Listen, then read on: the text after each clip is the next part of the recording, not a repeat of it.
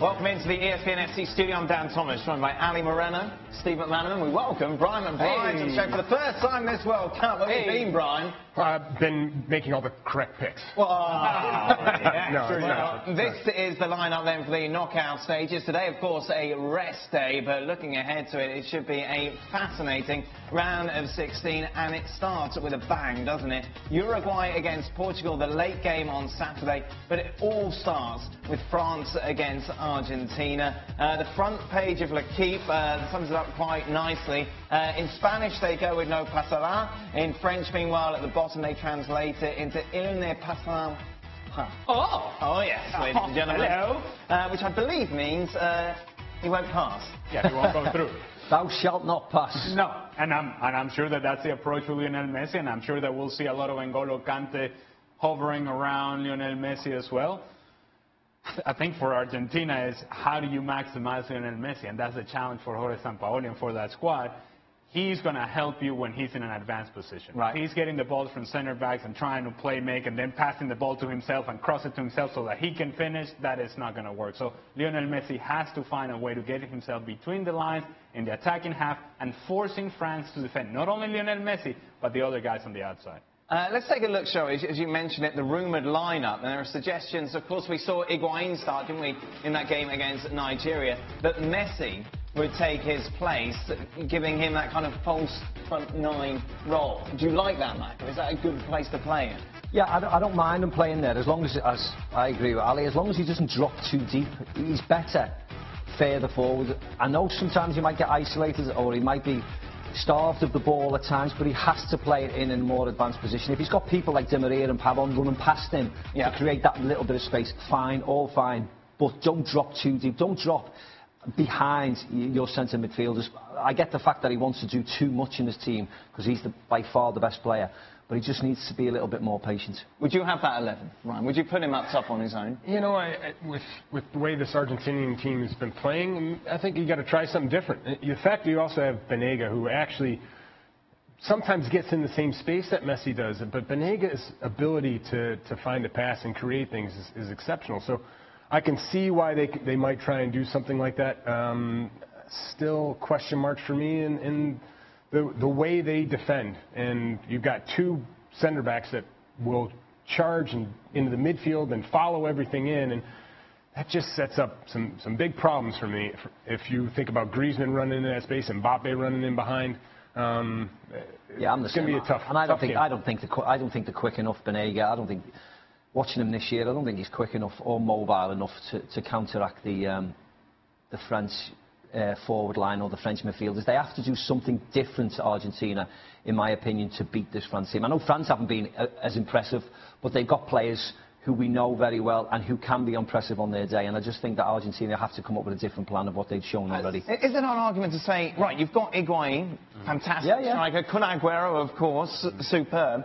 Can you not put them up top together, put Messi in the hole, a couple of holding midfielders, bish, bash, bosh, all seems to work out quite nicely. Holding midfielders. Can you not play to your strengths? Yeah, you can. And your strengths are certainly those players. And this is what would concern me about this false nine, as with any false nine formation.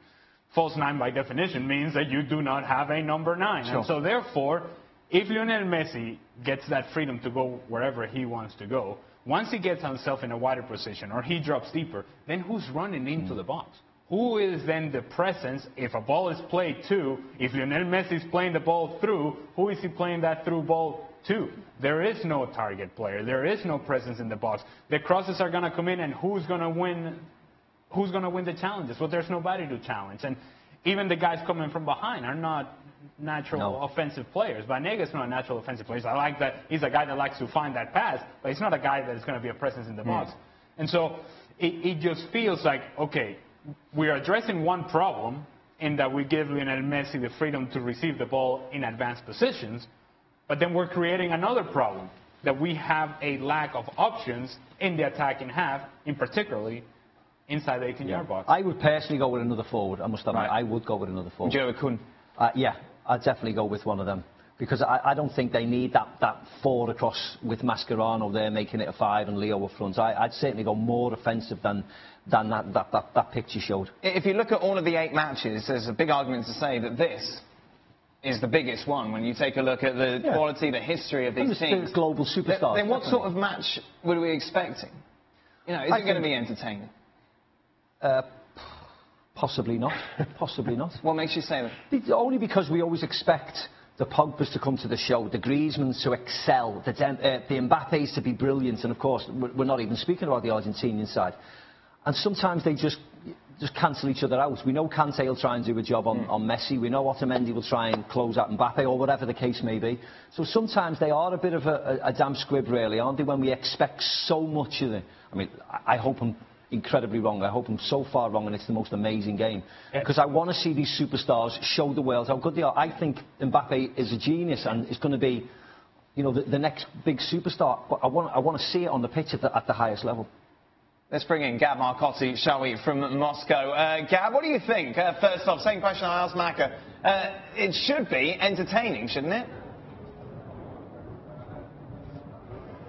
It should be, simply because, as you guys have pointed out ceaselessly, Argentina are kind of a mess right now, and they give you opportunities to go and do things. And I think with France, even though Deschamps is generally, I think, a more conservative manager, if you give players space like Mbappe or Pogba from midfield, they can really hurt you. And we could theoretically have this incredible back and forth game.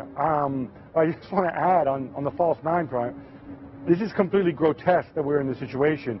That a country that produces the finest center forwards in the world, that has Agüero, that has Higuaín, that could have had Mauro Icardi if he'd been called up, is going to go into this game without a center forward. And I'll tell you what's going to happen afterwards, and this is not my line, this is Sergio Levinsky's line. If Argentina win, it's because of Messi. If Argentina lose, it's because of Sampaoli. It's already been written. Gab defending Sampaoli. Sampaoli is very much his boy, and he will defend him to the hilt. Just going on the game overall, what do you think it would be like?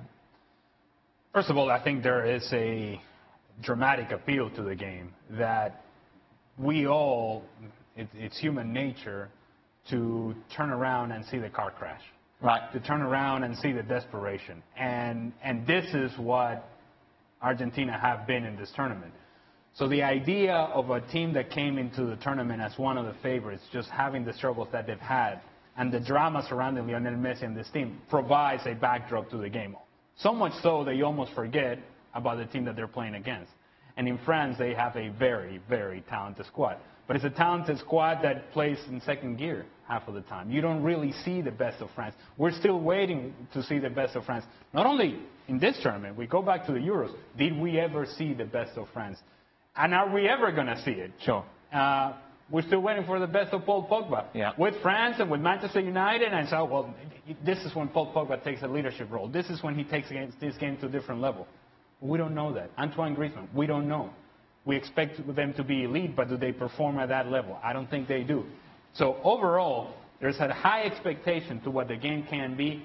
I'm afraid that in the end, it won't be as exciting in terms of the quality of play, but it'd be exciting because of the drama surrounding the game. It wouldn't surprise me in this scenario. We're talking about two teams who haven't necessarily played at their best. And then you look at the fact that this is the first knockout game.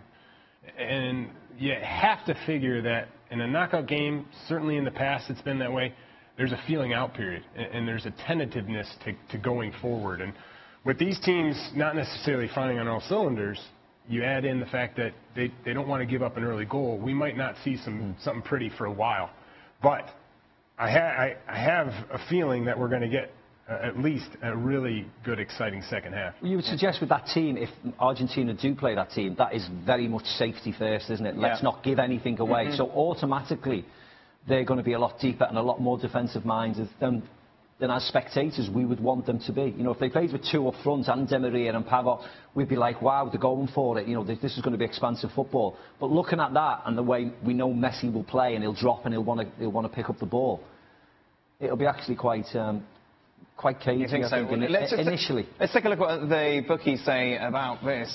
France, slight favourite, 6-4, not massive difference. So Argentina coming in at 11-10. Who have you got, Ali?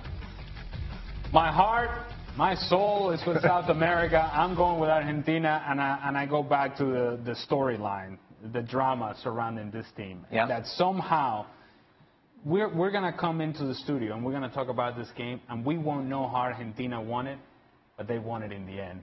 And it may just be because of the little guy does something magical. Gab, what do you think? Is that Maradona? no, he'll be doing something in the else. stands. The over-under on his cutways. Right, anyway, Gab. Look, we haven't seen the best of France, as people have mentioned. Where France have come alive, certainly Euro 2016, was against teams that have plenty of the ball and attack them, leaving space behind, like Germany. That's not going to happen with Argentina. So for that reason, and for my immense love of Sampaoli, I'm going to say Argentina. Ryan. He was just pointing out why France is going to beat him. Yeah, but the love for Sampaoli. I'm taking your. No, I'm kidding. Listen, I think France is just too good. From front to back, you've got a team that has the capability to win this thing. So I think they go through. In a word, Macca? I'm going with Brian, France. Meanwhile, you've got Uruguay then against Portugal.